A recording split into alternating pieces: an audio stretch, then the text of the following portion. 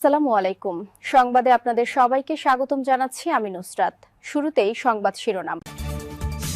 শেখ হাসিনা ও আসাদুজ্জামান খান কামালের মৃত্যুদণ্ড। এদিকে শেখ হাসিনার ফাঁসির খবরে মঞ্চ ২৪-এর গণসিজদা। সর্বশেষ চৌধুরী আবদুল্লাহ আল মামুনকে ৫ বছরের কারাদণ্ড। শুনছিলেন সংবাদ শিরোনাম, এখন বিস্তারিত। তার আগে ছোট্ট একটি আবেদন। যদি শেখ হাসিনা ও আসাদুজ্জামান খান কামালের মৃত্যুদণ্ডে আপনি খুশি হয়ে থাকেন, তাহলে কমেন্টে লিখুন ৩ মাসের মধ্যে ফাঁসি চাই।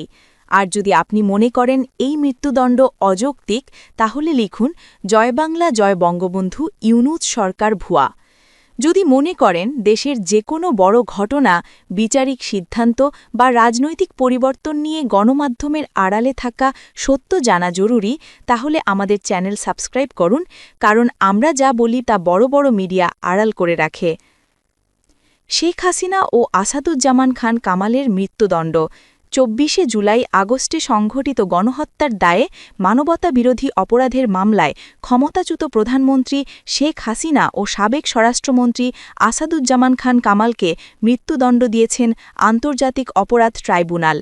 একই সঙ্গে দোষ স্বীকার করে রাজসাক্ষী হয়ে ট্রাইব্যুনালে সাবেক প্রধানমন্ত্রী স্বরাষ্ট্রমন্ত্রীর বিরুদ্ধে সাক্ষ্য দেওয়া সাবেক আইজিপি চৌধুরী আবদুল্লাহ আল মামুনকে ৫ বছরের কারাদণ্ড দেওয়া হয়েছে। গণ অভ্যুত্থানের সময় হত্যাকাণ্ডসহ মানবতাবিরোধী অপরাধের ঘটনায় করা এটিই প্রথম মামলা, যার রায় হল আজ সোমবার ১৭ নভেম্বর দুপুর ১২টা ৪০ দিকে ৬ অধ্যায়ে ৪৫৩ পৃষ্ঠার রায়ের প্রথম অংশ পড়া শুরু করেন বিচারিক প্যানেলের সদস্য বিচারপতি মোহাম্মদ মহিতুল হক এনাম চৌধুরী।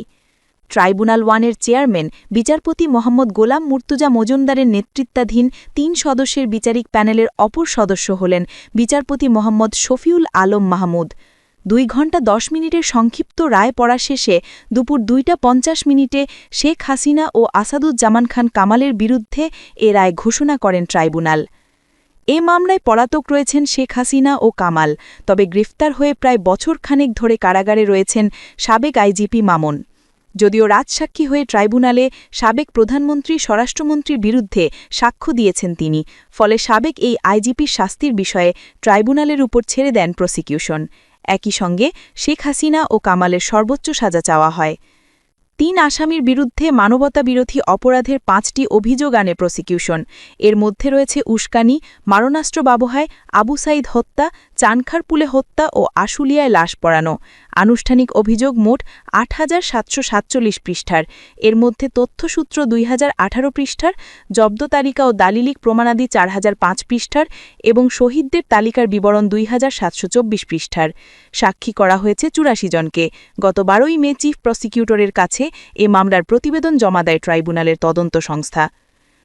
এদিকে শেখ হাসিনার ফাঁসির খবরে মঞ্চ ২৪-এর গণসিজদা।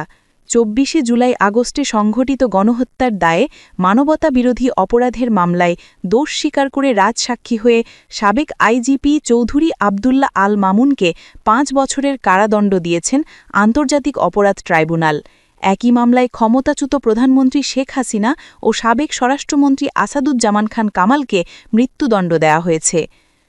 এ মামলায় পলাতক রয়েছেন শেখ হাসিনা ও আসাদুজ্জামান খান কামাল, তবে গ্রেফতার হয়ে বছরখানেক ধরে কারাগারে রয়েছেন সাবেক আইজিপি চৌধুরী আবদুল্লাহ আল মামুন।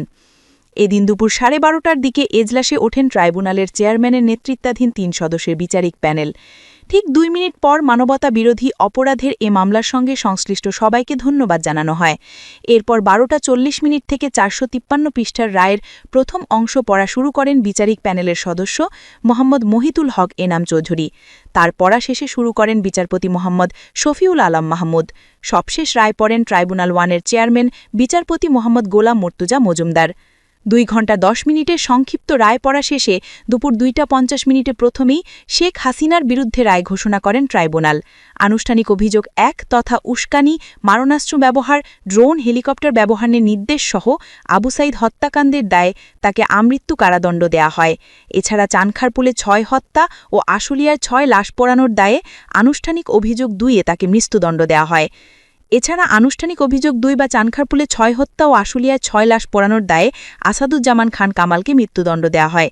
রাজসাক্ষী হয়ে জবানবন্দি দেওয়ায় মামুনের 5 বছরের কারাদণ্ড দেওয়া হয়। তিনিও একই অপরাধে অপরাধী, তবে স্বেচ্ছায় ও সত্য বলায় তার প্রতি নমনীয় হন ট্রাইব্যুনাল।